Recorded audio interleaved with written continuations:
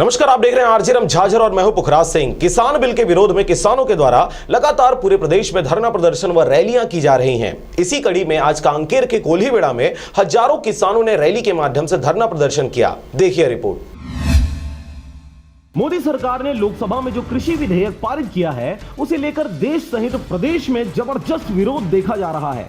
यहाँ तक कि बीजेपी के साथ गठबंधन वाली पार्टियां भी इसका विरोध कर रही हैं। सरकार पर किसान विरोधी होने का आरोप भी लगाया जा रहा है। मौजूदा सत्तारूढ़ पार्टी भी लगातार इस किसान विरोधी बिल को लेकर अपनी आवाज बुलंद कर चुकी है, परंतु अब तक इस पर कोई निर्णय नहीं लिया गया। इसी को ध्यान में रखते हुए आज यानी 19 नवंबर को कांकेर जिला के कोयलीबेड़ा में हजारों किसानों के द्वारा रैली निकालकर विरोध प्रदर्शन किया गया।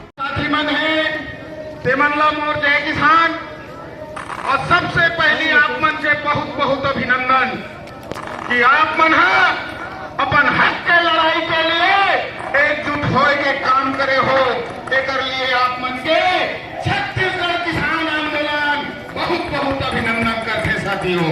आपको बता दें कि किसान विरोधी इस बिल को विरोध करने वालों ने तर्क देते हुए यह कहा है कि यदि किसान अपनी उपज को पंजीकृत कृषि उपज मंडी के बाहर बेचते हैं तो राज्य को राजस्व का नुकसान होगा, क्योंकि वह मंडी शुल्क प्राप्त नहीं कर पाएंगे। यदि पूरा कृषि व्यापार मंडियों से बाहर चला जाता है तो कमीशन एजेंट बेहाल होंगे। लेकिन इससे भी महत्वपूर्ण बात यह है कि किसान और विपक्षी दलों को यह डर भी है कि इससे अंततः न्यूनतम समर्थन मूल्य आधारित खरीद प्रणाली का अंत हो सकता है और निजी कंपनियों द्वारा इनका शोषण किया जा सकता है। इसके अलावा किसान संगठनों और विपक्षी दलों का कहना है कि इस कानून को भारतीय खाद्य व कृषि व्यवसाय पर हानि होने की इच्छा रखने वाले बड़े उद्योगपतियों के अनुरूप बनाया गया है। यह किसान की मोलतोल करने की शक्ति को कमजोर करेगा। इसके अलावा बड़ी निजी कंपनियों, निर्यातकों, थोक विक्रेताओं और प्रोसेस को इससे कृषि क्षेत्र में बढ़त मिल सकती है। वहीं आवश्यक वस्तु संशोधन विधेयक 2020 के अनुसार यह प्रस्तावित कानून आवश्यक वस्तुओं की सूची से अनाज, दाल, तिलहन,